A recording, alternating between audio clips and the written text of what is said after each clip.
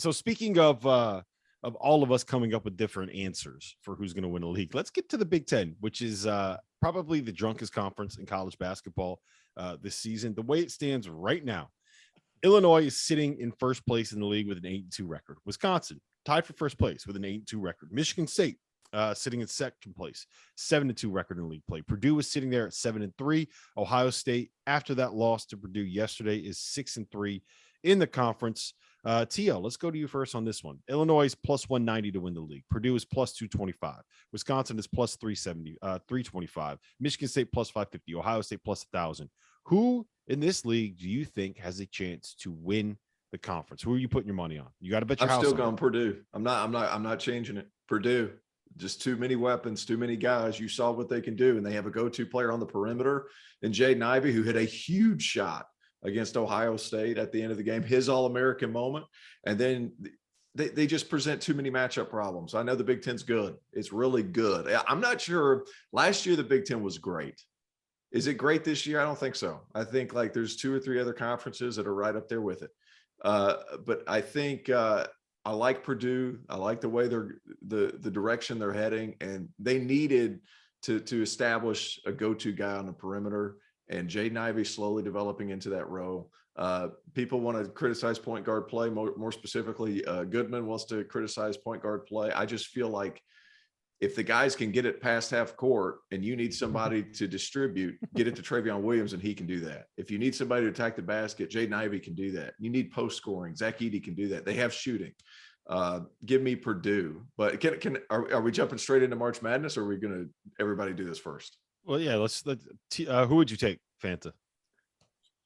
Woo! This is a really hard question. I think that Illinois has the biggest 3 games coming up to determine if they're going to win it or not. Illinois' next 3 games are home Wisconsin,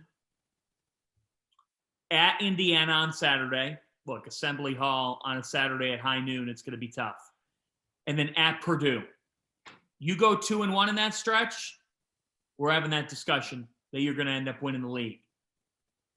But I'm going to side with Terrence on this, and I'm going to go with Purdue, because I look at the way Purdue's schedule sets up. I think that they are most capable of winning this league. However, I do not think that Purdue is the team that is the best team poised for a March Madness run. I think that Wisconsin could end up being the team that's poised for a deep. Okay, you shake your head. Now, last week you had them in the Final Four conversation. Well, yeah, I think because they have Johnny Davis. I don't think that they're the best set up to make that run. You know who's the best set up to make that run? Who? The Fighting Illini, baby. Wrong. Give me Kofi Coburn, right? Give me Trent Frazier. Give me Alfonso Plummer. And let me know as soon as Andre Curbelo starts figuring it out. Because here's the thing about Illinois. He's not going right to. now. But listen. Right now, they're sitting at 8-2. They are in first place in the Big Ten. And they have not had a stretch of games where Kofi's been healthy and Andre Curbelo's been healthy, right? They have not had a chance to figure that out. Now. It's going to be February. Yeah. Kofi's dealt with a concussion. Curbelo's dealt with a concussion. He's been sick. He's been banged up. So I think that, I think that they're very, very good without Curbelo at all, right? I love the idea of a backcourt with Trent Frazier and Alfonso Plummer. Those are 2 tough MFers with the biggest big guy in the country inside in Kofi. Plus, you got shooting all over the place. Jacob Branderson, I don't think he's missed a shot this season. So I think that they're really set up well to make a run in March. Purdue, I can see them getting knocked off in the first round. Like, I don't think that that's crazy to say. Because they can't guard the perimeter, man. They can't get stops.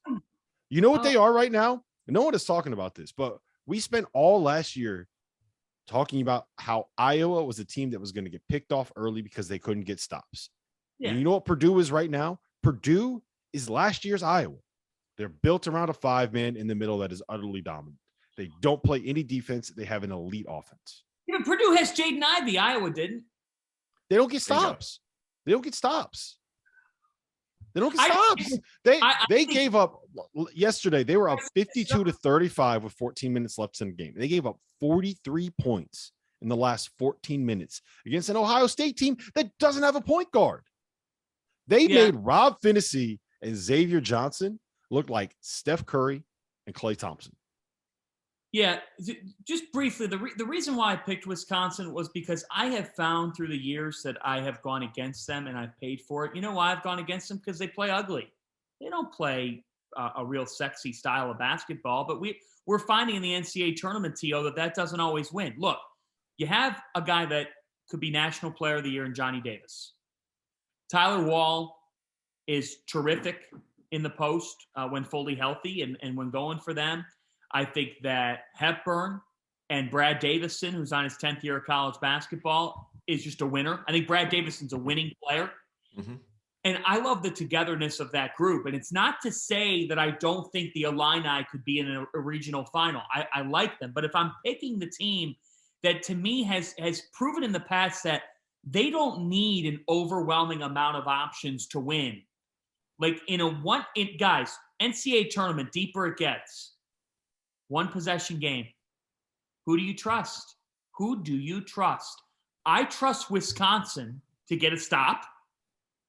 And I trust Wisconsin because they have Johnny Davis to score the ball for them. Sometimes it's that simple, right, Terrence? I don't disagree. I like when a team has the best player on the floor at all times. The team that I think is best suited for March. It's not Wisconsin. It's not Illinois. It's Michigan State.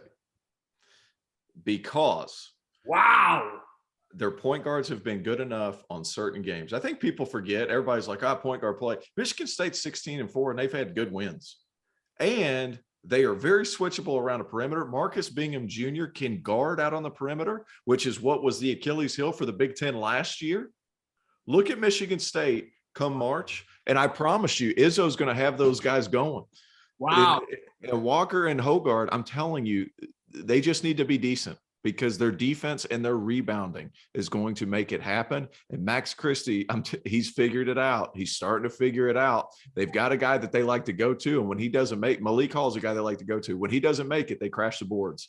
Watch Michigan State in the tournament. Watch them. I'm telling you, they're big. They do it from a lot of different spots. Watch it happen.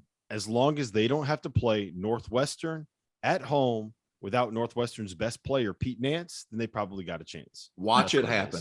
Watch it happen. And let me just say for the record, Illinois played Maryland and lost by 20 without Kofi Cockburn.